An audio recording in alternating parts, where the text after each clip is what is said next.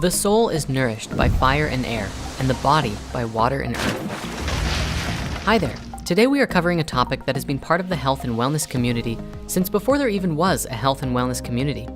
It could even be said that we have been using this wellness technique for as long as people have been on the earth.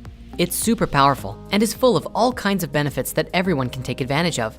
This ancient health practice is none other than fasting.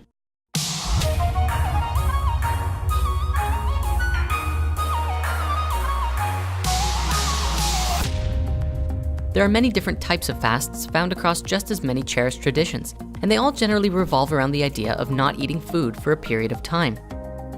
The most common is a water fast where you drink only water and don't eat any food for the duration of the fasting period. In recent years, some other forms of fasting have been quite popular as well, such as juice fasting, where you consume only fresh fruit and veggie juices. There has also been some remarkable cases and studies on dry fasting, which entails going a set period of time without both food or water. The question is, and something you may be asking yourself right now, why would anyone do this? Fasting is without a doubt one of the quickest and easiest ways to rapidly heal your body. It is known to provide a wide range of benefits, such as reducing neurological diseases like Alzheimer's and Parkinson's, inducing body-wide cellular repair processes, lowering risk of diabetes, reducing stress and inflammation, and even preventing cancer.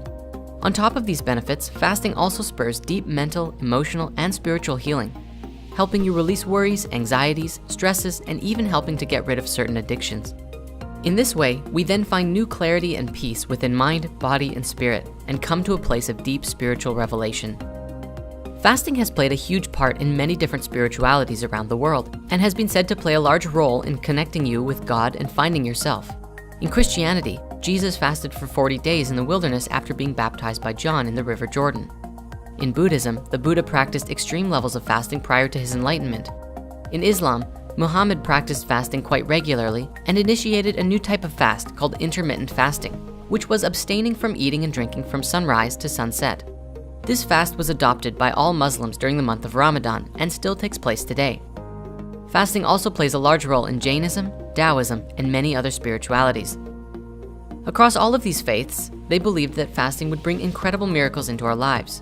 When combined with prayer or meditation and a commitment to our spirituality, fasting can help us to increase our spiritual abilities, reach states of deep inner peace, learn to identify the difference between authentic hunger cravings and food addictions, develop self-restraint and discipline, improve manners, protect us from lustful desires, and encourage great bodily purification.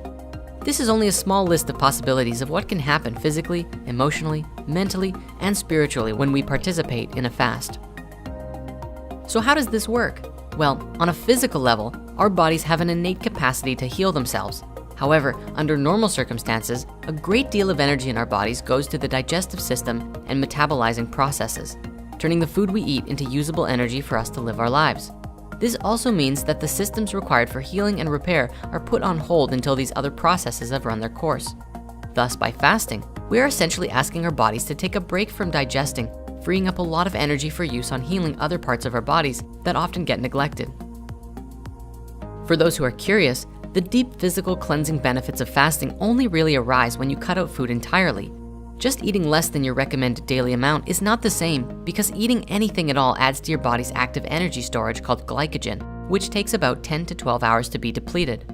It's only after this time that the body starts burning fats for fuel and using up your excess fat storage for energy. The benefits that we could really go into here are astounding. However, the main points are as follows. Once your body enters into the state of burning fats for fuels, we see our glucose levels drop. We start to lose weight and belly fat as it's used up for fuel. We see insulin and IGF-1 levels drop, reducing risk of diabetes, and we see many deep cellular repair processes begin as the body begins removing waste material from our cells. We also see beneficial changes to several genes and molecules related to longevity and immunity to disease, as fasting actually produces new stem cells into the body. This process also reduces oxidative stress and inflammation as well. Fasting is also very beneficial for heart health, as it improves blood pressure, cholesterol, blood triglycerides, and blood sugar levels. Doing this also improves brain function, which reduces anxiety as a result. Not surprisingly, exercise is the only other thing we know of which shows the same positive effects on brain health as fasting. Whenever you end a fast, it's important to do it very carefully. If you come off of your fast and go straight into eating how you used to, you may find your belly becoming quite bloated. This is actually normal if you intake food too quickly or eat food that your newly cleansed body doesn't actually like. If you instead start with teas, soups, and smoothies, and then begin shifting to small amounts of raw or plant-based foods, your body will have a much easier time adapting back to eating again. For those who are just starting out with the practice of fasting, you should probably know the different kinds of fasts that there are, because there are quite a few that exist now. Here's a short list of different fasts that you can try. Water fasting, the most basic and essential of all of the fasts. It's just drink nothing but water for the duration of the fast. In this way, you consume 0 calories, 0 nutrients, and 0 carbs, and thus this becomes one of the purest fasts out there. Many people just starting out sometimes include a small 50-calorie soup broth per day, but no higher, as 50 calories are not enough to stop the ketogenic process of your body breaking down fat storage.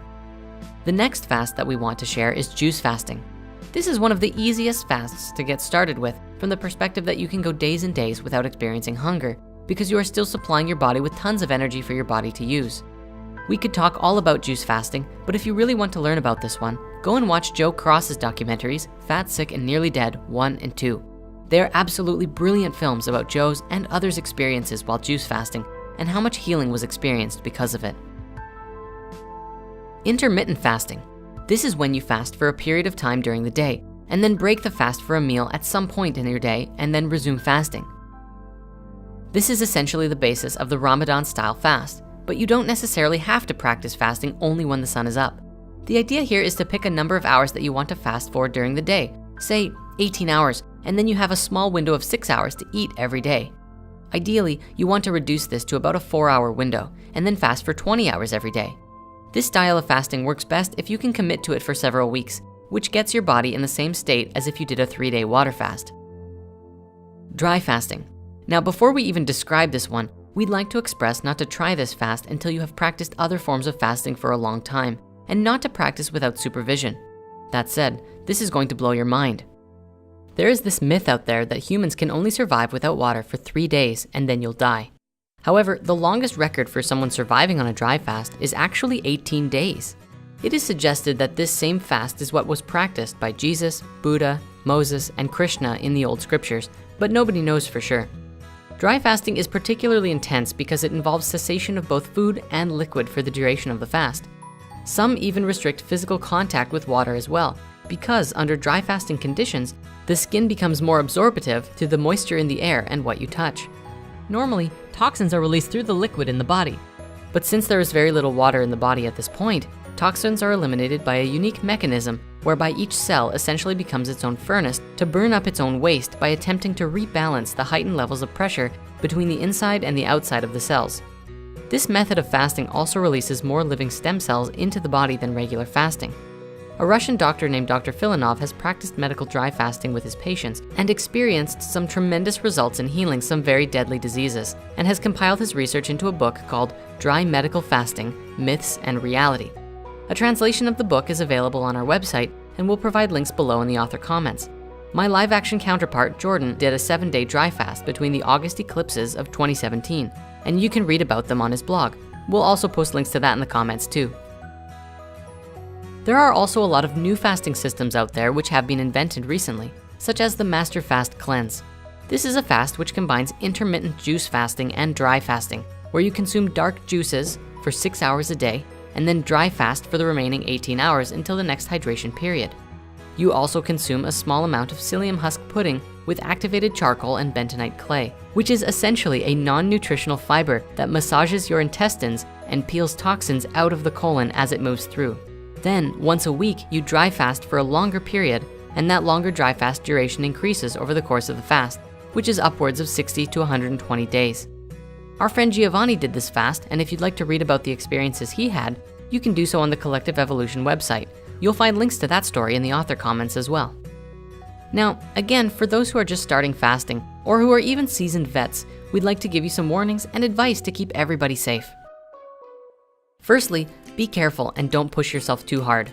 If you've never done fasts before, it can be jarring and very difficult to do a fast more than a day or two, but that's a great place to start. The first 3 or 4 days are always the hardest, but once you really get into the flow of it, you might even find that you're not even hungry once the fat burning really begins. Also, fasting becomes easier with every friend or family member you do it with. When you have mutual support from a community around you, it's just easier than if everybody around you is eating and you are not, where it can become easier to fall off the fast before your body has fully reset. For us, for about a year between 2016 and 2017, we adopted a practice of fasting every Sunday as a spiritual practice and an energetic reset, and it felt great. It actually stopped after we did some much longer fasts, and now we simply fast when it feels right to. Thank you so much for watching, and happy fasting.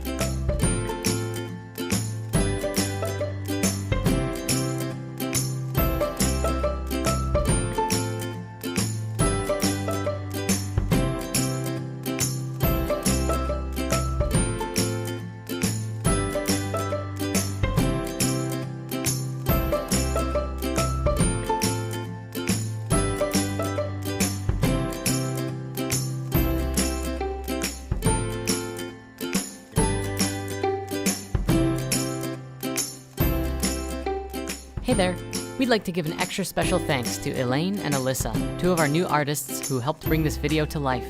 We'd also like to give a big shout out to Rhythmia, who have provided tremendous support for us as we've been growing this past year, and we're so thrilled to be creating together. Stay tuned, lots more on the way.